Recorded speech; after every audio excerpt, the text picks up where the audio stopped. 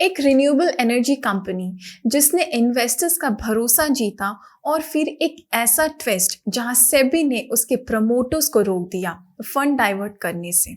क्या हुआ जेंसॉल के साथ? क्या जग्गी ब्रदर्स में सच में कुछ गलत किया?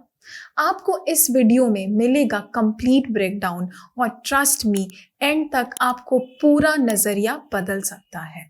एक ऐसा ईवी स्टार्टअप जिसका नाम आपने जरूर सुना होगा, ब्लू स्मार्ट। ये कंपनी अपने इको फ्रेंडली इलेक्ट्रिक कैब्स के लिए काफी पॉपुलर हुई थी, लेकिन अब ये हेडलाइंस में कुछ और वजह से है। Fraud allegations. 2017 में हुई शुरुआत और 2025 में ही दम तोड़ दिया। ब्लू स्मार्ट एक इलेक्ट्रिक राइड हेलिंग सर्विस है जो ओला और उबर जैसे थोड़े अलग मॉडल फॉलो करती है।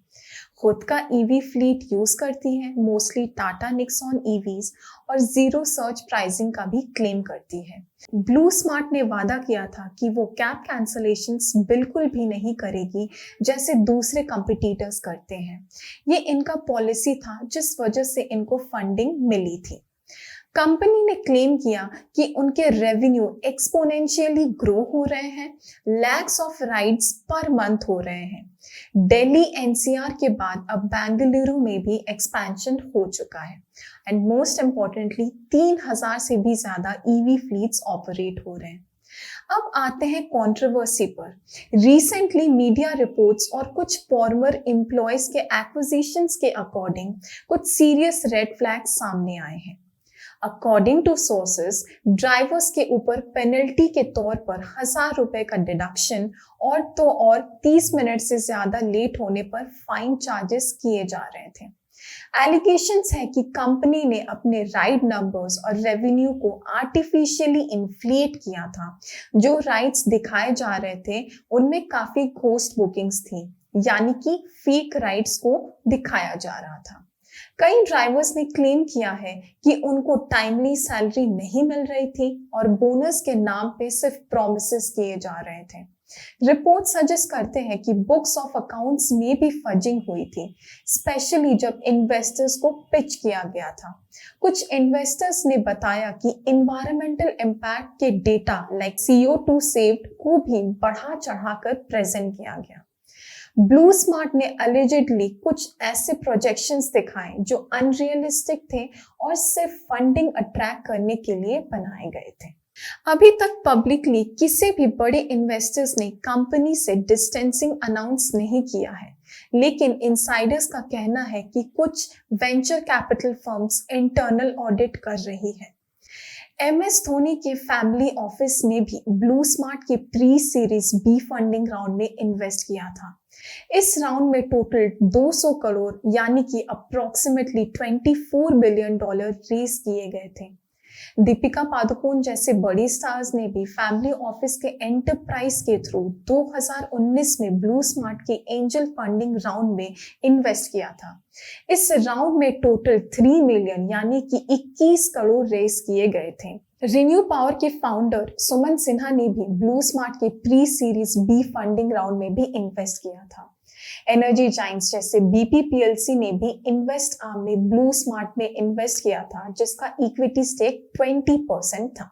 जेंसॉल इंजीनियरिंग एक solar focused energy company clean energy future के लिए काम कर रही थी। कंपनी के 2 की फेसेस अनमोल सिंह जग्गी और सिमरनप्रीत जग्गी, ये दोनों जेंसॉल इंजीनियर के फाउंडर्स थे। इन्होंने इलेक्ट्रिक मोबिलिटी, सोलर इंफ्रा और कंसल्टिंग सेक्टर्स में बोल्ड स्टेप्स लिया था। जेंसॉल ने क्रेडिट रेटिंग कंपनीज या फिर एजेंसीज को अप्रोच किया जो उन्हें क्लोजली एनालाइज कर रही थी। रेटिंग एजेंसीज इनके debt to equity ratios, revenue projection सब कुछ मद्देनजर रखते हुए उनके business performance in the market के बेसिस पे रेटिंग देती है। इन्हें पहले BBB का रेटिंग दिया गया जो गिरते गिरते D पे आ गया और अब जंग साबित हो चुका है।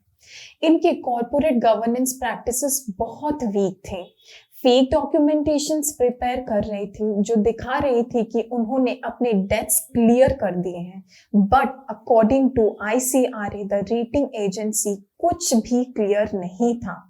जेंसॉल की लिक्विडिटी पोजीशंस बहुत गिर जा रही थी।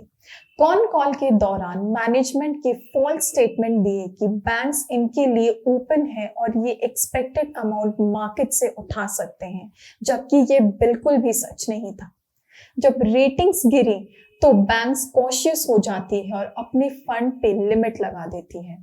प्रोमोटर्स ने प्लेज शेयर्स प्रोसेस का इस्तेमाल किया, जो कहता है कि शेयर्स को गिरवी रखकर पैसा लेना और अनऑथराइज्ड फॉर्म में बिजनेस ऑपरेट करना।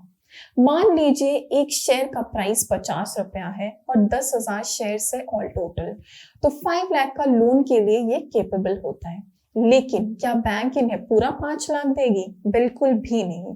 उसमें से 40% का हेयर कट लगाया जाता है, तो नियरली मान लीजिए 3 लाख का लोन मिलेगा।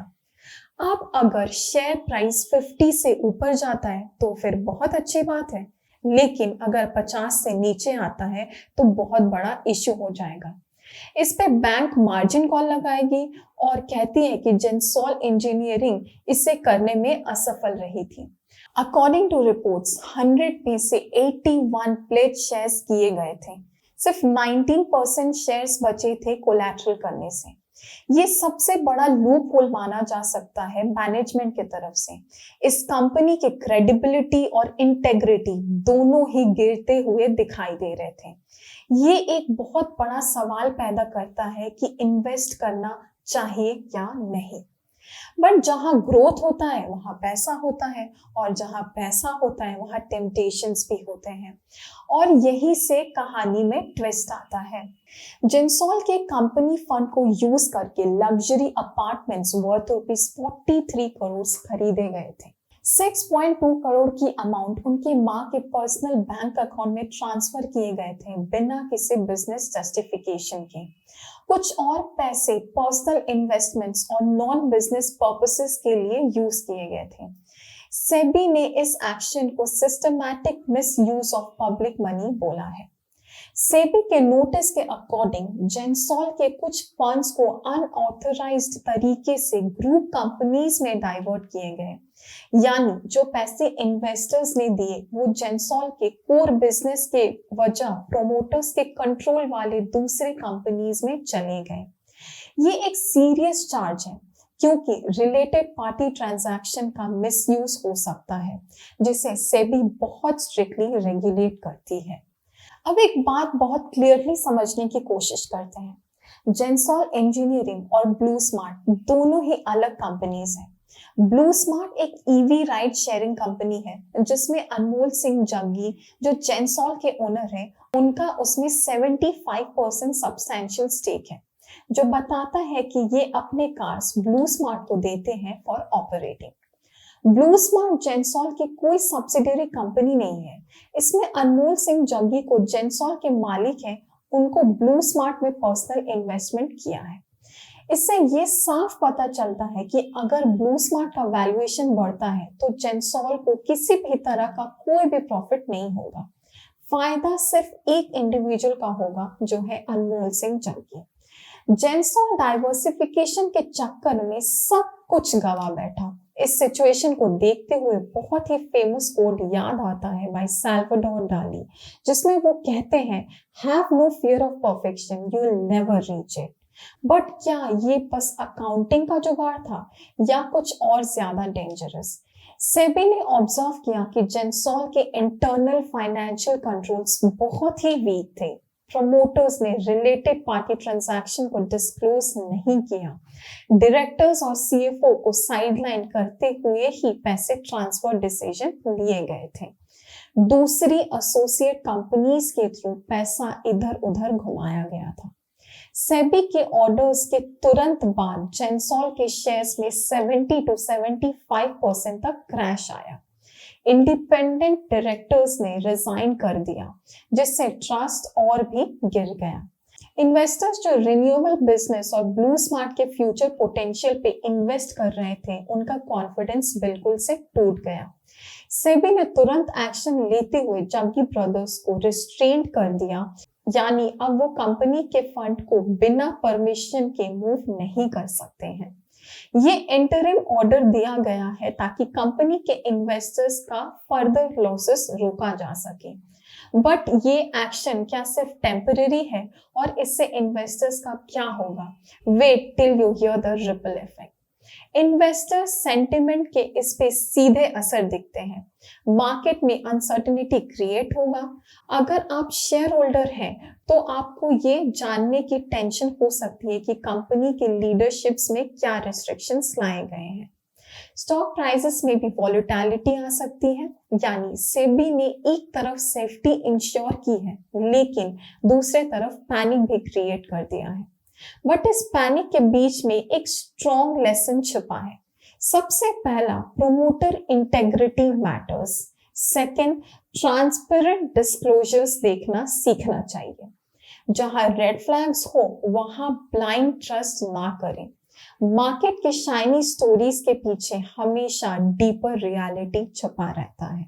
अगर इनके बैलेंस शीट को भी देखें तो बोरोइंग्स कॉन्स्टेंटली बढ़ रहे थे। जेंसॉल की कहानी अब कहाँ जाएगी? क्या जग्गी ब्रदर्स क्लीन चीट पाएंगे या और बड़ा एक्शन होगा? अगर आपको ऐसे ही फाइनेंशियल वर्ल्ड के डीपर डाइव्स पसंद हैं तो लाइक, सब्सक्राइब और बेल आइकन दबाना मत भूलना। मिलते हैं अगले वीडियो में जहां हम डिकोड करेंगे पैसा, पावर और पॉलिसी के पीछे की असली कहानी।